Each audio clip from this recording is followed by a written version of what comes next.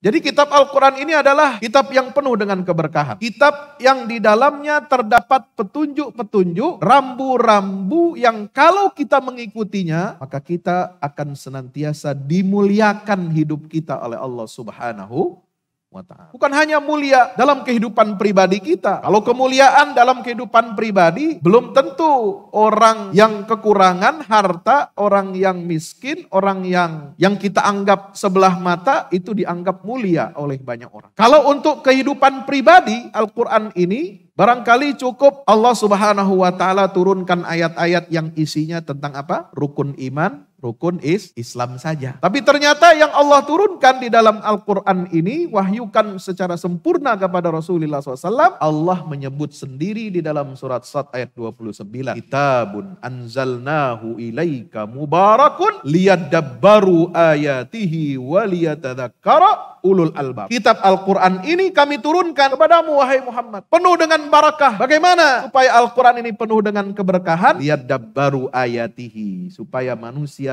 umat Islam ini mentadabburi ayat-ayatnya, memperhatikan ayat-ayatnya, sunnatullah yang ada di dalam ayat-ayat Al-Quran. Dan supaya bagaimana? Dipelajari, waliyatadzakkara ulul albab, supaya orang-orang yang berilmu itu mempelajari, menjadikan Quran ini sebagai peringatan buat mereka. Ilmu apa saja, ayo ulul albab ini selain dia menekuni ilmunya, ayo dong peduli kepada Al-Quran. Karena sumber ilmu Allah yang diberikan kepada manusia ini semua ada di dalam Al-Quran. Baru hidup kita ini akan penuh dengan keberkahan dari Allah Subhanahu wa ta'ala.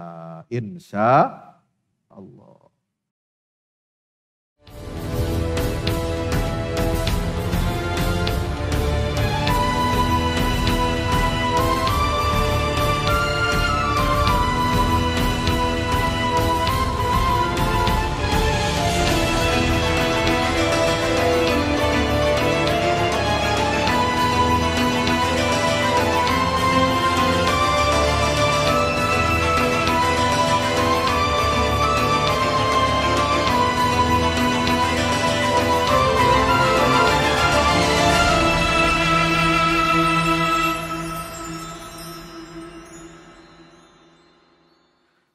Alhamdulillahi rabbil alamin wal aqibatu lil muttaqin wala udwana illa 'alal zalimin.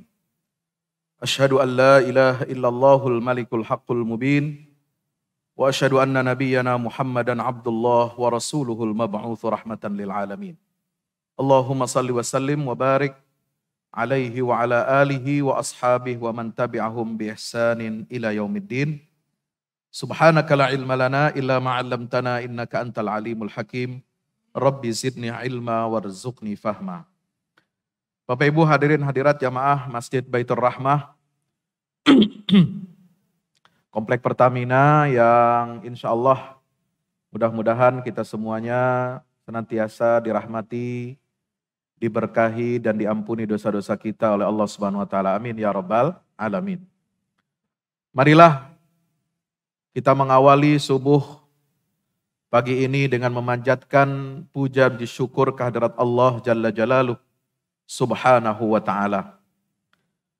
Allah yang begitu indah, begitu baik, maha lembut dengan semua ketetapan dan putusannya. Allah yang mengatur hari, bulan, bintang, seluruh tumbuh-tumbuhan, semua jenis hewan, binatang, dan bahkan seluruh sumber daya mineral yang ada di dasar perut bumi, yang ada di atas permukaan bumi, yang ada di udara, semuanya ditundukkan oleh Allah Subhanahu wa taala untuk kepentingan kita manusia. Maka sudah sepantasnya kita senantiasa bersyukur kehadirat Allah. Alhamdulillahi rabbil alamin. Minimal dengan kita bagaimana? Dengan kita beribadah sebagai tanda syukur kita kepada Allah Subhanahu wa taala. Minimal dengan kita patuh dan tunduk mengikuti aturan-aturan Allah. Sebagaimana alam semesta ini mereka patuh, tunduk kepada semua perintah-perintah Allah Subhanahu wa taala. Itulah cara kita untuk mensyukuri semua nikmat Allah Ta'ala, insya Allah. Salawat dan salam tak lupa disampaikan, dan semoga salawat salam ini senantiasa terus menerus dilimpahkan kepada junjungan kita baginda Rasulullah Muhammad SAW, serta seluruh keluarga dan para sahabatnya yang menjadi panutan kita semua. Sebagaimana firman Allah, "Was-sabiqunal awwaluna minal muhajirin wal ansar walladzina tabauhum bi ihsanin radhiyallahu anhum wa radu anhu." Dalam surat At-Taubah ayat 100 Allah Ta'ala berfirman, bagaimana kita harus menjadikan tauladan kita di antaranya adalah orang-orang terdahulu as-sabiqunal awwalun, dari kaum muhajirin dan ansar, dan orang-orang saleh yang mengikuti jejak mereka, sehingga mereka diridhoi oleh Allah Subhanahu wa Ta'ala, dan mereka pun ridho kepada Allah Ta'ala, dan mereka dimasukkan oleh Allah ke dalam surga yang kekal abadi di dalamnya. Insya Allah dengan mengikuti jejak-jejak mereka, ketauladanan mereka, kita pun insya Allah mudah-mudahan akan mendapatkan keberkahan dalam mengikuti atau ittiba kepada jejak-jejak mereka. Amin ya rabbal alamin. Bapak yang dirahmati Allah, hari ini hari keberapa Ramadan? 17 Ramadan. Sudah baca juz yang ke-17? Sudah? Ada yang mau mulai hari ini atau sudah semalam? Alhamdulillah. Apa yang ada di dalam juz 17? Di surat Al-Anbiya, saya ingin menggali kandungan yang ada di juz yang ke-17.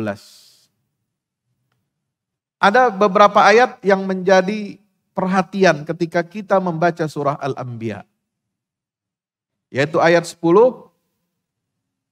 dan ayat 50. Walaqad anzalna ilaikum kitaban fihi dzikrukum. Sungguh kata Allah, kami telah menurunkan untuk kalian, untuk kamu semua, umat Islam, umat Rasulullah SAW, kitaban, sebuah kitab yang sangat mulia. Fihi dzikrukum. Di dalam kitab itu terdapat kemuliaan kalian. Ya, ini. Di ayat 50, Allah berfirman, wa hadza dzikrum mubarakun anzalnahu, dan inilah kitab yang menjadi pengingat, zikrun mubarakun, yang penuh dengan keberkahan dari Allah, yang diberkahi oleh Allah Subhanahu wa Ta'ala, yang kami turunkan. Afa antum lahu munkirun, apakah kalian mau memungkiri nikmat Allah Subhanahu wa Ta'ala, yaitu berupa Al-Quran ini? Ini pertanyaan. Hadirin bukan Allah Subhanahu wa Ta'ala. Jadi kitab Al-Quran ini adalah kitab yang penuh dengan keberkahan. Kitab yang di dalamnya terdapat petunjuk-petunjuk, rambu-rambu yang kalau kita mengikutinya, maka kita akan senantiasa dimuliakan hidup kita oleh Allah Subhanahu wa Ta'ala. Bukan hanya mulia dalam kehidupan pribadi kita. Kalau kemuliaan dalam kehidupan pribadi, belum tentu orang yang kekurangan harta, orang yang miskin, orang yang kita anggap sebelah mata, itu dianggap mulia oleh banyak orang. Kalau untuk kehidupan pribadi, Al-Quran ini barangkali cukup Allah Subhanahu wa Ta'ala turunkan ayat-ayat yang isinya tentang apa? Rukun iman, rukun Islam saja. Tapi ternyata yang Allah turunkan di dalam Al-Quran ini, wahyukan secara sempurna kepada Rasulullah SAW, yang diawali turunnya Al-Quran itu dengan peristiwa nuzulul Quran, turunnya Al-Quran. Semalam saya sudah sampaikan secara detail Apa makna nuzulul Quran? Kapan sebenarnya nuzulul Quran itu? Ya, tanggalnya sebenarnya bukan tanggal 17 Ramadan. 17 Ramadan itu ya peristiwa perang Badar. Kalau di dalam surat Al-Anfal Allah mengatakan wa ma anzalna ala abdina yaumal furqan yaumal taqal jam'an, memang ada ayat Quran yang diturunkan oleh Allah, wahyu itu yang diturunkan pada hari perang Badar mengomentari tentang peristiwa perang Badar, memang. Tapi peristiwa perang Badar itu bukanlah sebagai tanda awal turunnya ayat Al-Quran. Karena Al-Quran yang pertama kali turun kepada Nabi SAW, ketika Nabi bertahannuts di Gua Hira, ya, itu apa? Ayat Iqra bismi rabbikal ladzi khalaq. Hari apa? Hari Senin. Hari Senin yang mana? Di bulan Ramadan. Syahrul Ramadan alladzi unzila fihil Qur'an. Senin bulan Ramadan di malam yang bagaimana? Fi lailatin mubarakatin inna kunna mundzirin. Di malam yang penuh dengan keberkahan. Apa malam keberkahan itu? Malam di mana Allah putuskan semua perkara manusia. Dari awal penciptaan manusia sampai hari kiamat. Itulah malam turunnya Al-Quran. Disebut apa malam turunnya Al-Quran? Itulah Lailatul Qadar. Inna anzalnahu fi Lailatul Qadar. Malam Lailatul Qadar itu kapan? Adanya di malam-malam ganjil 10 hari terakhir bulan Ramadan. Yang pas dengan hari Senin, kapan? Dihitung sama ulama astronomi, Pak. Ahli falak, ya. Dihitung sama ahli falak. Dulu kejadiannya ketika Nabi SAW menerima wahyu itu di Gua Hira, berarti sebelum kenabian, ya, sebelum hijrah ke Makkah, dari Makkah ke Madinah, dihitung. Ketemu tanggalnya. Karena itu fungsinya belajar ilmu falak itu begitu. Kita bisa tahu, ngitung hari apa, tahun berapa, masa ratusan ribuan tahun yang lalu, dengan masa tahun, hari, ribuan tahun ke depan. Itu bisa. Inilah karunia yang Allah berikan kepada manusia. Ya. Dengan belajar ilmu hisab, ilmu astronomi. Maka ditemukan hari Senin bulan Ramadan ketika tahun pertama Nabi menerima wahyu itu, Seninnya bulan Ramadannya itu ada tanggal 7, ada tanggal 14, ada tanggal 21, ada tanggal 28. Kira-kira yang masuk kualifikasi tadi, keterangan ayat Quran dan hadis, yang mana? 7 lewat, 14 bukan, 28 malam genap. Walaupun 10 hari terakhir, berarti yang masuk tanggal 21. Itu kesimpulannya. Hadirin melakukan Allah Subhanahu wa taala, maka itulah peristiwa nuzulul Quran ini penting untuk kita cermati. Kenapa? Bukan hanya sekedar kita merayakan, bukan hanya sekedar kita memperingati, bukan hanya dengan sekedar kita memperbanyak tilawatil Quran. Betul di bulan Ramadan, kalau ditanya apa yang harus kita lakukan, banyakin baca Quran, khatam Quran, atau banyakin kita memahaminya. Ya, dua-duanya penting. Tapi yang paling penting di bulan Ramadan adalah didahulukan bacaannya. Ya. Karena inilah bulan Al-Quranul Karim. Tetapi selain kita membaca, kita harus mengerti. Sebab kalau hanya dibaca saja, ya, saudara dapat pahala saja. Ya, pahalanya berapa? 1 huruf yang kita baca 10 kebaikan pahalanya. 3 huruf 30.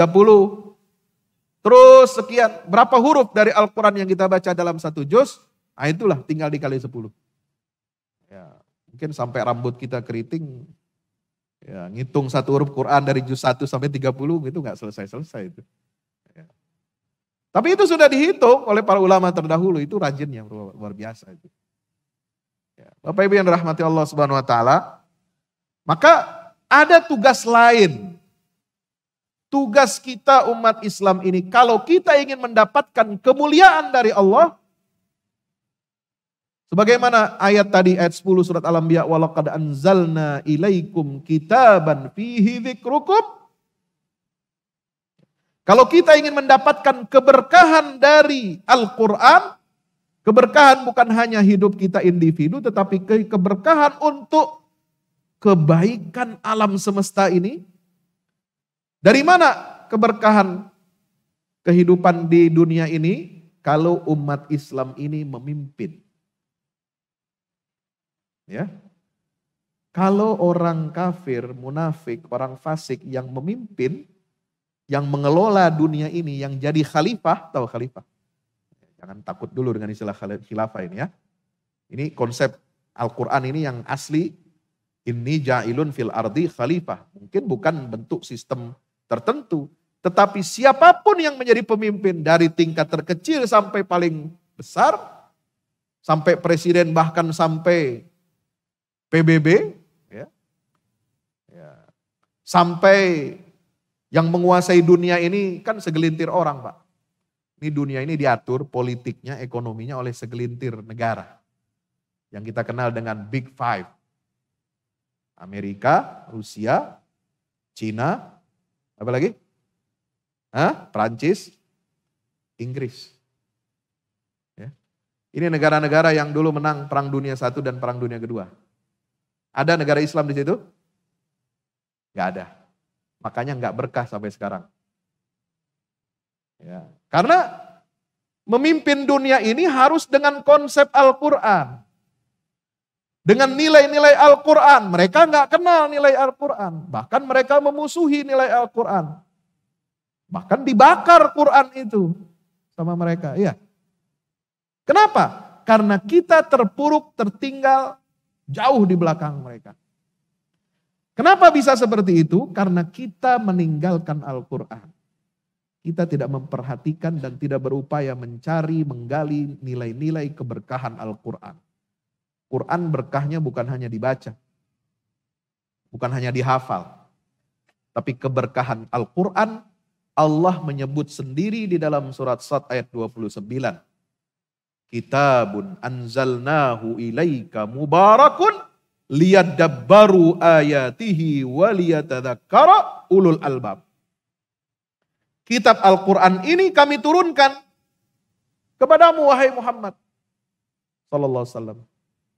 Penuh dengan barakah, mubarakun. Bagaimana supaya Al-Quran ini penuh dengan keberkahan? Liyadabbaru ayatihi, supaya manusia umat Islam ini mentadabburi ayat-ayatnya, memperhatikan ayat-ayatnya, sunnatullah yang ada di dalam ayat-ayat Al-Quran. Dan supaya bagaimana? Dipelajari, waliyatadzakkara ulul albab. Supaya orang-orang yang berilmu itu mempelajari, menjadikan Quran ini sebagai peringatan buat mereka.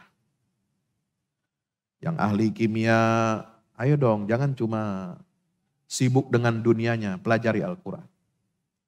Yang ahli matematika, pelajari Al-Quran. Yang ahli sains, ilmu luar angkasa, astronomi, ayo pelajari Al-Quran. Yang ahli struktur bangunan, ayo pelajari Al-Quran. Yang ahli metalurgi, ayo pelajari Al-Quran. Yang ahli geologi, ayo pelajari Al-Quran. Yang ahli geografi bumi, ilmu tumbuh-tumbuhan, botani, ilmu tentang hewan, ilmu kedokteran, ilmu apa saja, ayo ulul albab ini selain dia menekuni ilmunya, ayo dong peduli kepada Al-Quran karena sumber ilmu Allah yang diberikan kepada manusia ini semua ada di dalam Al-Quran. Yang ahli politik, ahli ekonomi, ahli ilmu sosial, pelajari Al-Quran ini. Baru hidup kita ini akan penuh dengan keberkahan dari Allah Subhanahu wa ta'ala. Insya Allah. Ya. Ini saya mau sampaikan begini nih kalau saya dapat kesempatan bicara depan presiden, Pak. Cuma belum sampai gitu. Ketua DPR, ketua MPR gitu ya. Jangan berbusa-busalah ngomong yang enggak gitu ya. Berbusa-busa menuduh ini Islam, anti Pancasila, anti NKRI, macam-macam radikal-radikal. Nggak ada gunanya itu, nggak ada gunanya. Ini Indonesia ini mayoritas Muslim. Pegangan akidahnya jelas. Kalau Anda terus menyudutkan Islam, menyingkirkan agama ini dari kehidupan berbangsa bernegara, Anda yang rugi. Kenapa? Tidak akan bisa satu partai bisa berkuasa di negeri ini kalau tidak ada dukungan dari umat Islam. Ayo kita rangkul. Saya yakin semua mereka itu ingin mencintai Indonesia, betul. Tapi caranya mencintai Indonesia kadang keliru. Justru menjauhkan agama. Ini keliru cara mencintai Indonesia. Kalau ingin mencintai, kalau ingin merawat, ingin berbuat baik kepada negeri ini, kembalilah kita kepada nilai-nilai yang dulu dipegang oleh para pendiri bangsa kita, founding fathers. Ya, atas berkat rahmat Allah Subhanahu wa taala. Ya kan? Kita merdeka tanggal 17 Agustus 45, itu hari Jumat. Bulan Ramadan, tanggal 9 ini sudah 80 tahun. 80 tahun ini usia yang sudah kritis. Ya. Kalau nggak rajin baca Quran, nggak rajin sholat, itu udah pikun. Ya. Udah buang air, nggak jelas tuh di mana. Itu, umur 80 tahun tuh, kalau manusia nggak sering baca Quran. Yang membuat manusia itu sehat, matanya sehat, pendengarannya sehat, pikirannya masih tajam, itu kalau dia orang yang dekat sama Allah, beragama dengan baik, baca Quran dengan baik. Insya Allah sampai tuanya dia gak bakal pikun. Insya Allah. Sama dengan bangsa dan negara ini, tidak akan bingung, tidak akan pikun, tidak akan disorientasi, kehilangan arah. Kalau bangsa dan negara ini dikelola dengan apa? Dengan seluruh pemangku kepentingannya, kepentingan negara dan bangsa ini, mereka mengelola negeri yang baik ini, negeri yang kaya raya ini, ya, itu dengan petunjuk-petunjuk dari Al-Quranul Karim. Insya Allah. Kitabun anzalnahu ilaika mubarakun liyadabbaru ayati waliyatadzakkara ulul albab. Ayo kita pelajari. Supaya kita dapat berkahnya Al-Quran. Ya. Bagaimana cara supaya kita berkah dengan Al-Quran? Yang kedua dalam surat Al-An'am 155 Allah Ta'ala berfirman. Ya. Kitabun anzalnahu wa hadza kitabun anzalnahu mubarakun fattabi'uh wattaqu la'allakum turhamun. Inilah kitab Al-Quran yang kami turunkan, penuh dengan keberkahan-keberkahan dari Allah, maka ikuti Al-Quran itu. Kalau kita mengikuti itu bagaimana? Ya, kalau istilah orang Jawa itu tutwuri handayani. Ya. Harus ngikut pemimpin yang ada di depan. Imam sholat harus diikuti. Ya, jangan mendahului, makmum jangan mendahului imam. Kalau makmum mendahului imam namanya bukan mengikuti imam. Ya. Ingarso sing tulodo gitu ya, yang memimpin itu harus memberikan keteladanan. Nah, Quran ini akan menjadi baik, akan menjadi berkah bagi kehidupan kita, umat Islam dan bangsa Indonesia ini, kalau pemimpin yang digugu dan ditiru itu, dia mengamalkan nilai-nilai Al-Quran. Coba kita lihat. Jadi kita ini ingin mencari solusi hidup kita ini dengan Al-Quran. Kita punya masalah apa Pak? Masalah kita ini banyak umat Islam. Sekarang kita lihat satu-satu ya, sedikit penjelasan gitu ya. Masalah umat sekarang ini apa? Di tataran global. Ya. Itu ada perang. Ini perang. Dulu perang dinginnya Amerika dengan Soviet. Sovietnya udah gak ada. Rejim komunis katanya udah ambruk. Tapi sekarang ya bukan bangkit lagi. Ya ini mau gak mau karena kekuatan Islamnya nggak muncul. Ya akhirnya Amerika sebagai kampion negara kapitalis, ya yang bisa menghadapi melawannya ya lagi-lagi Rusia dan China. Ya, ibarat dulu Romawi dan Persia.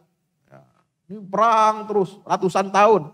Sebelum Islam muncul, dibawa oleh baginda Rasulullah SAW, perang Persia dan Romawi ini menguras sumber daya mereka. Mereka akhirnya kelelahan sendiri.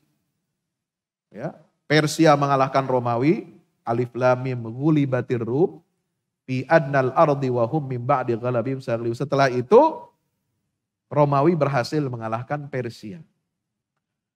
Persia akhirnya terkuras sumber dayanya, akhirnya sulit untuk bangkit. Romawi mengerahkan sumber dayanya untuk mengalahkan Romawi, akhirnya juga terkuras sumber dayanya. Lalu kemudian Islamlah yang muncul sebagai pemenang. Wahum min ba'di ghalabihim saghlibun fi bid'i sinin lillahil amru min qablu wa min ba'du yauma idin yafrahul mu'minun. Maka bergembiralah orang beriman dengan lemahnya kekuatan Persia dan Romawi. Nah, kalau kita mau tampil umat Islam ini ya, memimpin dunia, maka kita harus perbaiki hubungan kita dengan Al-Qur'an. Masalah kita dengan Israel sekarang, kemarin. Ya, malam 15 Ramadan.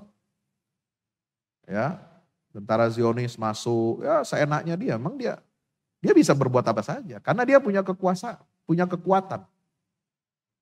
Dia anggap orang Palestina itu hanya numpang di situ. Enggak punya hak untuk hidup dan tinggal. Ya. Lokasi Masjidil Aqsa itu mereka anggap itu adalah Haikal Sulaiman. Ya, Solomon Temple. Ya. Mereka mengklaim itu sehingga apa? Mereka bisa leluasa semau mereka untuk masuk mengotori Masjidil Aqsa itu. Apa kekuatan umat Islam? Ada yang bisa mencegahnya? Enggak bisa. Kalau dulu masih mending, masih ada pemimpin-pemimpin yang baik. Pemimpin yang soleh. Yang punya kekuatan, punya kekuasaan, punya minyak digunakan untuk menekan Amerika supaya tidak dukung Israel. Ya, itu perang tahun 73. 48 kalah. 60 berapa? 60 perang tahun 60 berapa itu? 63 atau 64 ya. Itu kalah Mesir, Suriah lawan Israel. Ya. Perang tahun 60. Kemudian tahun 73 hampir menang. Mesir melawan Israel. Sudah lumpuh Israel itu. Kota-kotanya, listriknya padam semua, semua dibom. Dia dihancurkan oleh tentara Mesir. Ya. Tapi apa? Ya, ini gak kuat untuk menahan serangan Amerika. Amerika sudah siap bawa tentaranya. Bawa sekian ratus pesawat dan kapal induknya mendekati Mesir. Ngancam Mesir, kalau enggak Mesir akan hancurkan.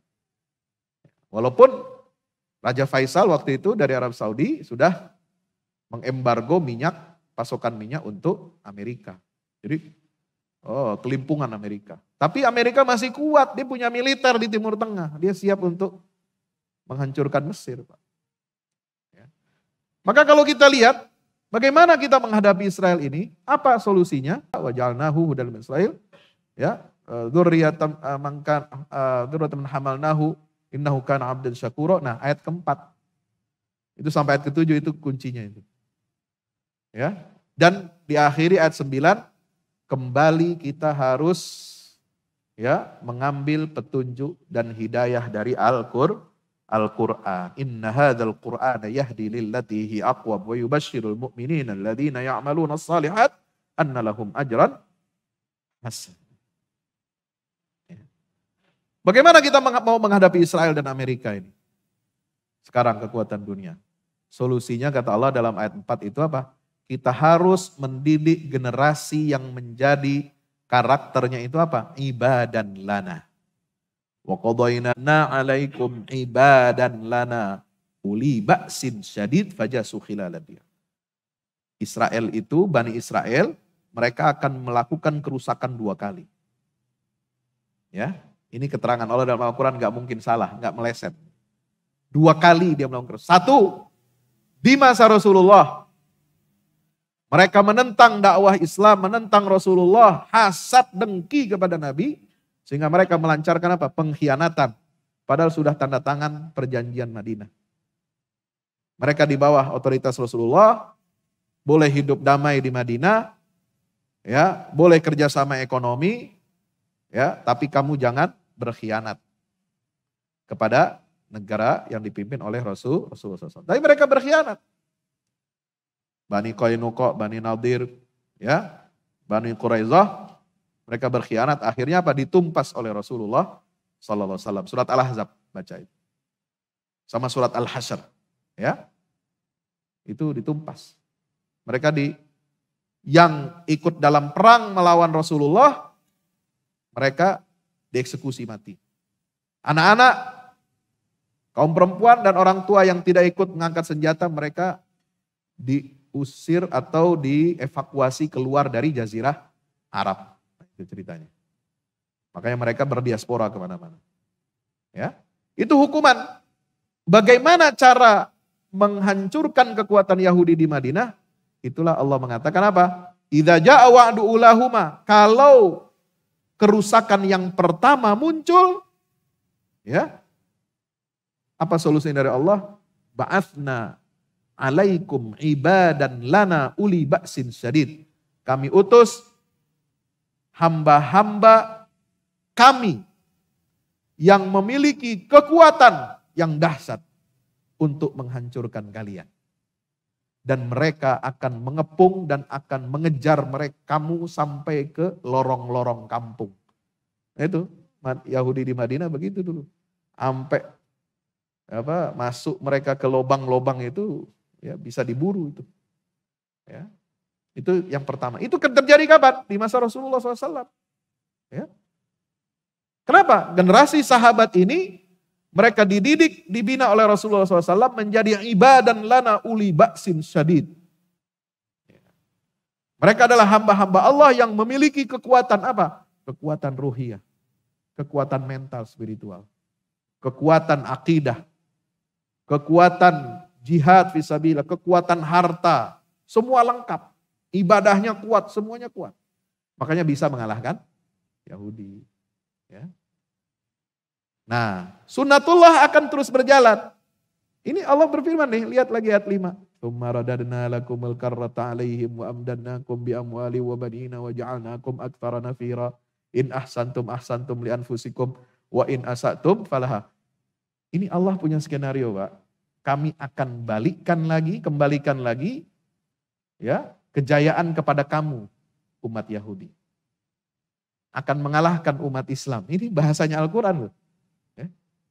Dan kami berikan suplai kepada kalian harta yang banyak, anak-anak, dan negara-negara yang kuat besar mendukung kalian. Coba, persis seperti kejadian sekarang, sama. Cuma kita malas baca. Kalaupun baca, gak paham. Ya, kenapa? Malas ngaji. Gitu. Ada yang namakan Allah, makanya kita harus ya, giatkan kita gerakan untuk memahami Al-Quran. Kalau kita paham Al-Quran ini ada semua solusinya, Pak. Solusi-solusi masalah besar dunia, masalah internasional, masalah politik, ekonomi, semua ada dalam Al-Quran. Kalau kita mau rajin mengkaji. Ya. Bagaimana nanti muncul fitnah yang kedua di akhir zaman, kerusakan Bani Israel yang kedua, inilah ketika mereka sudah diberikan ya, disuplai berbagai macam kekayaan dan dukungan. Ya, Allah mengatakan in ahsantum ahsantum li anfusikum wa in asatum falaha. Fa idza jaa wa'dul akhirah. Kalau datang masa kerusakan yang kedua.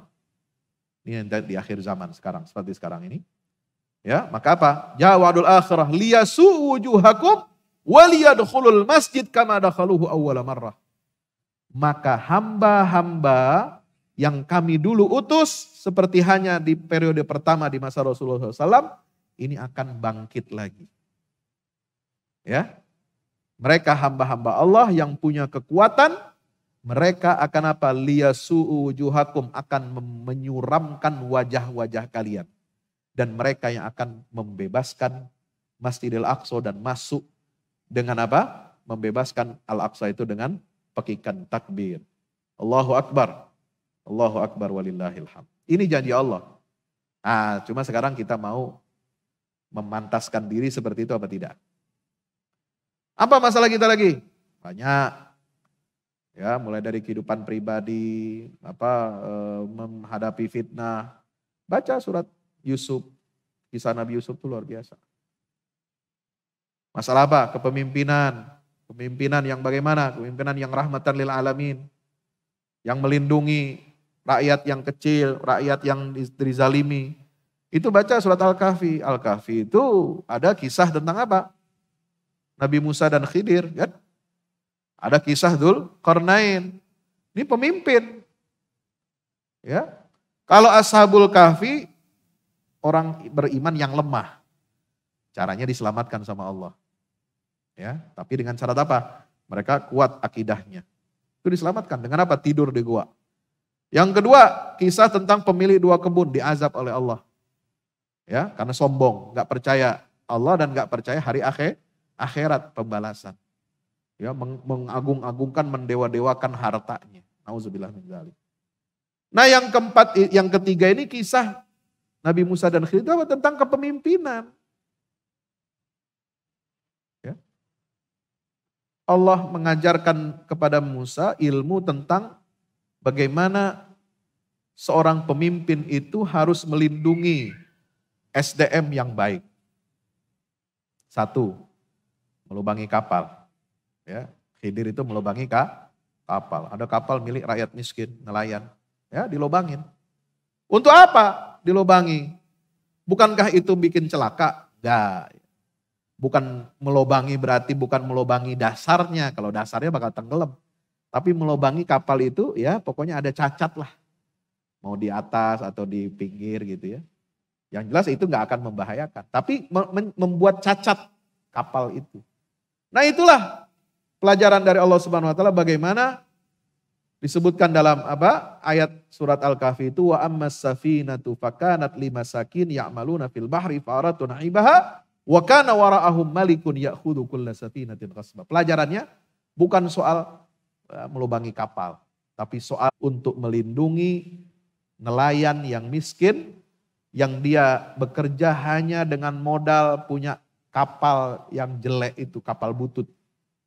Tapi dilindungi, harus dilindungi dari mana? Dari kekejaman, kezaliman raja yang suka merampas ya, aset nelayan-nelayan yang miskin. Coba, Allah sampai mengutus 2 orang nabi. Nabi Musa dan Khidir diutus oleh Allah supaya apa? Melindungi orang miskin dari kezaliman negara, kezaliman penguasa yang zalim. Ini pelajaran. Ini politik bukan? Pelajaran politik bukan? Politik. Rakyat itu harus dilindungi, rakyat kecil. Jangan malah ditindas, jangan malah dibikin beban berat-berat. Ya, aset dia, modal dia harus dikembangkan. Ya. Itu tugas negara. Yang kedua, kenapa Khidir itu membunuh anak yang belum balik, ya, belum punya dosa katanya. Aqtalta nafsan zakiyatan bighairi nafs. Apa jawaban Khidir? Ammal ghulamu fakana abawahu mu'minaini fakhashina ayyurhiqahuma tughyanan wa kufra. Anak kecil ini kenapa dibunuh? Kenapa Allah perintahkan saya untuk membunuh? Jadi bukan Khidir sendiri yang bunuh itu. Atas perintah Allah. Ya. Untuk apa? Untuk melindungi orang tua. Orang tuanya masih hidup. Orang tuanya beriman. Ya, khawatir anak ini nanti tumbuh dewasa, kemudian dia jadi orang hebat, orang besar, dia nanti justru akan menjerumuskan orang tuanya kepada kekufuran. Maka anak ini dalam tanda petik dimatikan. Nah inilah sebenarnya pelajaran apa? Bagaimana generasi bangsa yang SDM-nya rusak, berkhianat kepada cita-cita orang tuanya seperti orang yang beriman tadi, ini harus cepat-cepat apa? Dimatikan potensinya. Ya, mungkin kalau dimatikan fisiknya bukan itu maksudnya, tapi dimatikan potensinya. Ini jangan nggak boleh berkembang yang begini. Anak-anak yang akan berpotensi, dia akan mencederai, akan mengkhianati cita-cita pendiri bangsa. Nah yang begini ini tinggalin aja, singkirin aja. Kenapa? Ini nggak akan melahirkan kebaikan untuk kehidupan sebuah negara. Ya, yang begini-begini ini benalu. Ya, ini barang rusak, barang rongsok. Ya, nggak bisa dipakai. Nah sebaliknya, Allah utus Nabi Musa dan Khidir untuk membangun, merenovasi tembok yang hampir roboh. Kenapa? Karena ini punya anak yatim. Ya, amal jidaru fakana li ghulamaini yatimaini fil madinati wa kana tahtahu kanzul lahuma wa kana abuhuma salihah. Ya, orang tuanya saleh, udah meninggal dua-duanya. Anak yatim, dua orang ini masih kecil. Nanti kalau harta pusakanya di bawah tembok itu kemudian ketahuan oleh penduduk kampung, akan dirampas. Makanya Bapak Ibu dirahmati Allah, Allah mengutus Nabi Musa dan Khidir itu melindungi aset punya anak-anak yatim, ya, yang mereka ini tidak ada pelindung, tidak ada pengayomnya, tetapi mereka ini orang yang baik, orang tuanya juga baik, orang tuanya saleh. Itu juga pelajaran begitu. Hadirin dirahmati Allah Subhanahu wa taala, maka itulah keberkahan kita dengan Al-Qur'an itu manakala kita mempelajari kandungan ayat-ayatnya. Insya Allah. Terus pelajari. Ya, terus gali. Ya, baca, tadabburi ayat-ayat Al-Qur'an ini. Ya, bagaimana kita juga harus menjadi bangsa yang pandai bersyukur kepada Allah. Supaya kita dijaga oleh Allah Subhanahu wa taala, supaya kita diberkahi negeri kita oleh Allah. Baca surat Saba. Ya, bagaimana Nabi Daud dan Sulaiman, bapak dan anak itu bisa mewarisi hikmah, mewarisi ilmu, tata pemerintahan dan teknologi. Nah itu. Walaqad ataina Dawuda minna fadla ya jibalu awwibi ma'hu wat-tayr wa alanna lahul hadid. Nabi Daud kami berikan keutamaan, karunia, ya, dia bisa melunakkan besi. Ani'mal sabighat, buatlah baju-baju besi. Ya, baju perang. Wa qaddir fis sardi wa'malu salihah. Ya, buatlah ukuran-ukuran itu semua dilunakkan oleh Allah untuk siapa? Nabi Daud. Bukan hanya bapaknya, wali Sulaiman ar-riha guduha syahrun wa rawahuha syahr. Nabi Sulaiman itu kalau jalan-jalan, ya, jalan-jalan pagi, jalan kayak kita jogging gitu ya, pagi-pagi olahraga, itu jalan-jalannya Nabi Sulaiman, itu jalan paginya aja, guduha syahrun, ya, itu perjalanannya sama dengan perjalanan kita selama 1 bulan keliling dunia, ya, itu Nabi Sulaiman. Ya, kalau kita keliling komplek aja udah ngos-ngosan ya. Ya. Kalau Nabi Sulaiman udah pakai apa? Wow, udah canggih pakai teknologi dia. Ya. Teknologinya lain itu. Ya. Ditundukkan oleh Allah. Dengan apa? Dengan karunia yang Allah berikan. Lagi-lagi itu semua bersumber dari Allah. Tapi itu harus dipelajari. Sebagaimana Zulkarnain bisa buat bendungan untuk menahan Ya'juj dan Ma'juj. Itu harus kita pelajari. Kemudian apa? Warwahu wasyar, kalau jalan sore santai gitu ya. Ngabuburit kalau kita sekarang. Cari kolak. Cuma cari kolaknya dekat-dekat sini ya. Kalau jalan-jalan sore itu Nabi Sulaiman itu juga perjalanannya sejauh selama 1 bulan. Kita yang berjalan sekarang. Subhanallah. Itu kekuasaan itu digenggam oleh orang baik. Untuk apa? Menebarkan maslahat. Jadi dia jalan-jalan itu bukan hanya sekedar tamasya. Dia tengok, ya, inspeksi, dia perhatikan rakyatnya, negeri-negerinya, bahkan makhluk-makhluk Allah, Nabi Sulaiman perhatikan. Ya. Kenapa? Diperhatikan oleh Nabi Sulaiman karena peradaban Islam itu adalah peradaban yang rahmatan lil alamin. Gak boleh ada binatang yang dizalimi, itu gak boleh. Ya. Gak boleh. Makanya Sayyidina Umar itu mirip dengan Nabi Sulaiman. Apa Sayyidina Umar bilang? Kalau ada onta terperosok jatuh tengah jalan, ya, jalannya nggak benar, rusak, itu saya berdosa dan saya akan dimintakan pertanggungjawaban oleh Allah. Ya, dari Madinah ke Irak itu berapa jaraknya? Ribuan kilometer. Itu tanggung jawab pemimpin. Ya, nggak boleh ada makhluk yang tersakiti. Makanya peradaban Islam itu apa? Rahmatan lil alamin. Binatang, tumbuh-tumbuhan semua dirawat dengan baik. Diinspeksi oleh Nabi Sulaiman. Itulah peradaban Islam. Dan menundukkan Ratu Bilqis. Yang apa? Dia punya kekayaan, punya ini, kemasyhuran. Tapi kemudian ya nggak ada apa-apanya dengan kerajaannya Sulaiman alaihi salam. Ya, dipanggil oleh Nabi Sulaiman, ya, dikirim surat, Hudhud bawa suratnya. Allah ta'lu alayya wa'tuni muslimi innahu min Sulaiman wa innahu bismillahirrahmanirrahim. Allah ta'lu alayya wa'tuni muslimin. Dengan kecanggihan teknologi yang dimiliki oleh Nabi Sulaiman, teknologi itu digunakan oleh Nabi Sulaiman untuk apa? Berdakwah.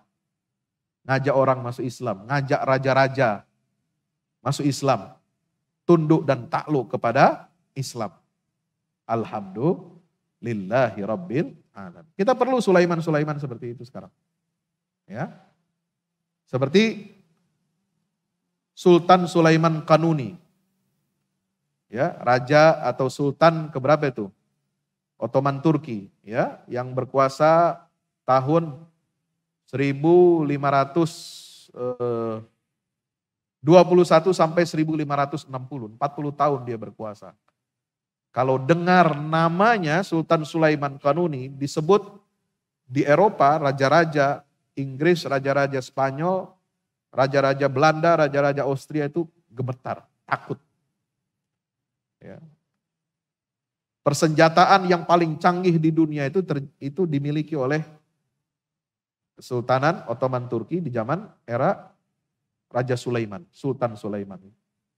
Ya, luar biasa dahsyat. Diplomasinya, angkatan perangnya, angkatan lautnya itu menggetarkan seluruh dunia.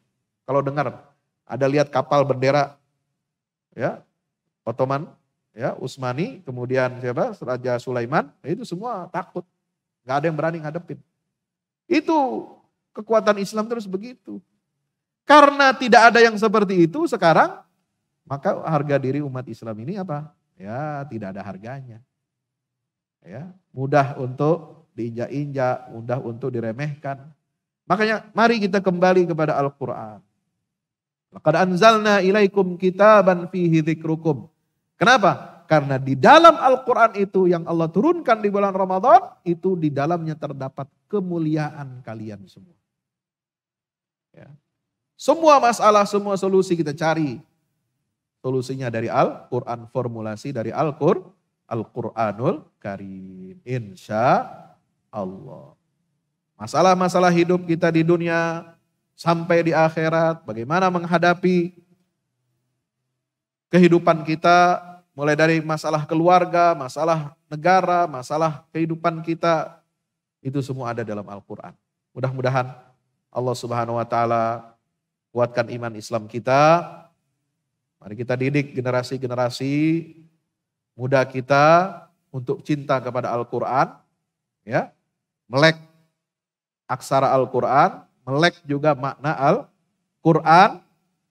Ini sebaik-baik modal dasar untuk mendidik anak generasi kita untuk mengembalikan kejayaan Islam, izul Islam wal muslimin adalah dengan mempelajari isi kandungan Al-Quran. Sehingga Al-Quran ini akan mengalirkan energi keberkahan-keberkahan hidup bagi kita di dunia sampai di akhirat. Insya Allah. Demikian yang dapat saya sampaikan, mudah-mudahan bermanfaat. Ada yang mau bertanya? Bagaimana? Cukup? Ya, mudah-mudahan jelas dan mudah-mudahan pertemuan kita, silaturahim kita ini senantiasa diberkahi oleh Allah Subhanahu wa Ta'ala. Mudah-mudahan ibadah puasa kita diterima oleh Allah dan kita semua dosanya diampuni oleh Allah. Ya, selepas bulan Ramadan ini kita dapat menjadi hamba-hamba yang bertakwa kepada Allah. Amin ya rabbal alamin. Aqulu qauli hadza astaghfirullah li wa lakum. Wassalamualaikum warahmatullahi wabarakatuh.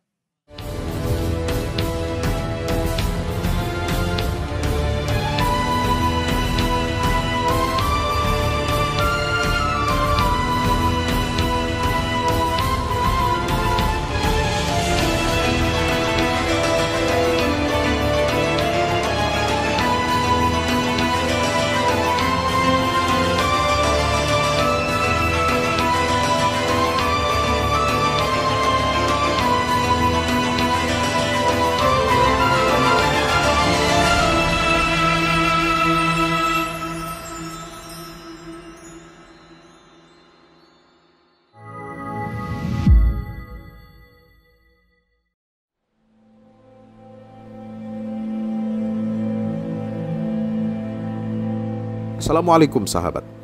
Dari 3 unsur yang ada pada manusia, yakni tubuh, akal, dan jiwa, yang lebih banyak diperhatikan oleh manusia umumnya adalah tubuh dan akal.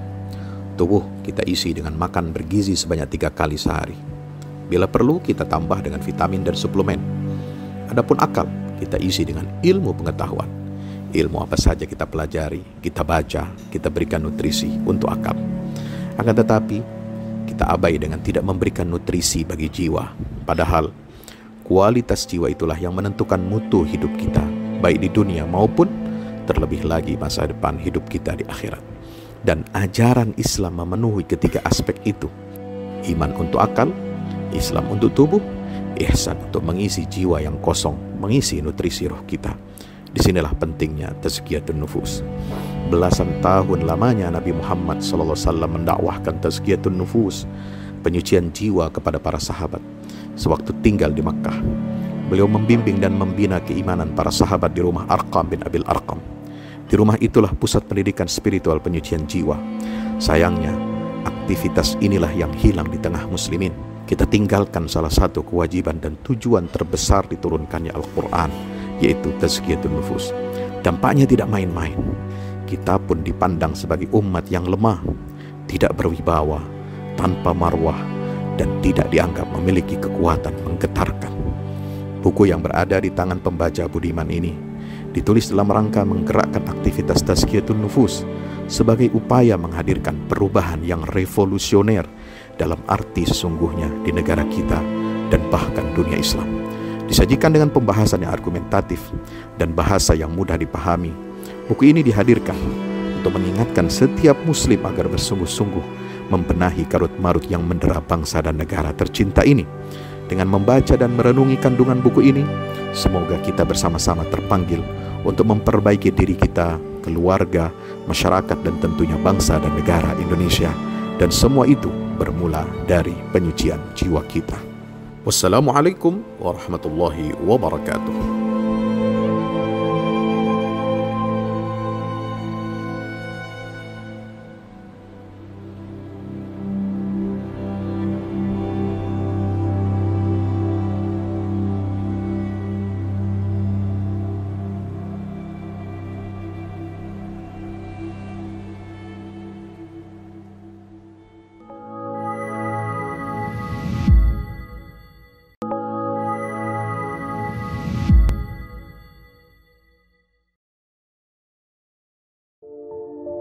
Assalamualaikum warahmatullahi wabarakatuh. Saudaraku, Anda bosan mendengar khutbah Jumat yang isinya soal ketakwaan tapi tidak jelas dan kurang menggugah?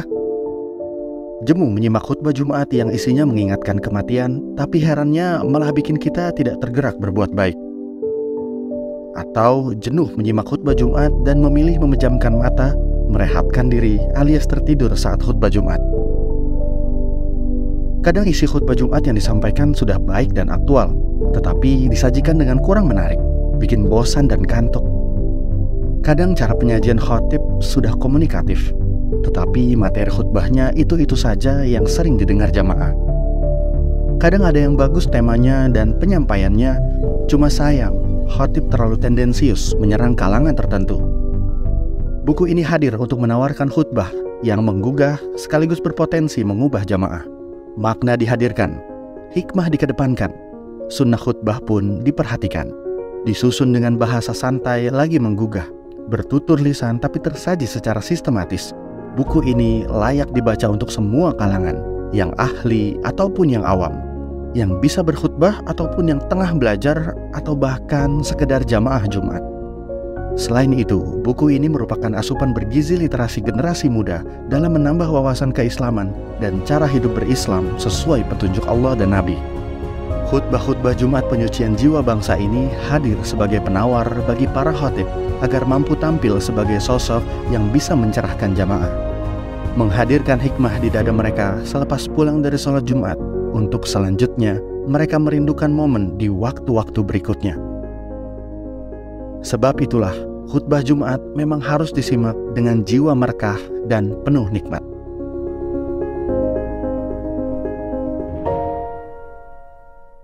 Assalamualaikum warahmatullahi wabarakatuh. Alhamdulillah, kita udah selesai pengecoran rooftop ya. Itu tangga buat ke bawah. Yang ini di atas buat toren 2 biji. Ini semua udah dikeliling tembok.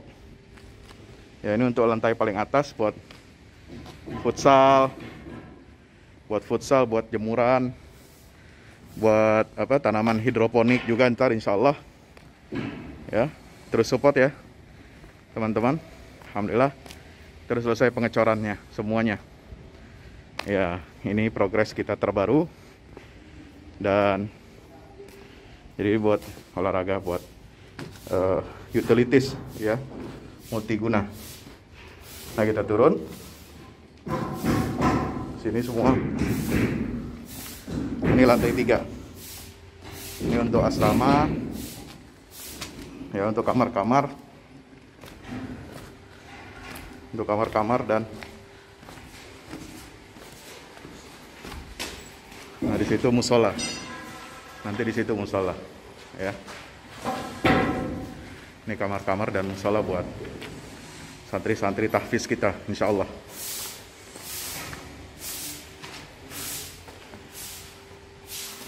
Nah, ini lantai 2 kita turun.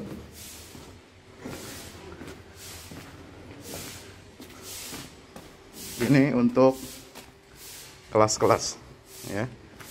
Kelas-kelas tahfidz, kelas-kelas tadabbur. Insya Allah mau udah jadi. Alhamdulillah, bukan dukungan antum semua. Nah, tinggal ke bawah. Di sini buat aula. Aula semua di sini ya. Mohon doanya terus. Mudah-mudahan berkah. Mudah-mudahan cepat jadi finishing. Kira-kira finishingnya ini butuh 1,5 M lagi. Ya. Mudah-mudahan. Al-Fatihah.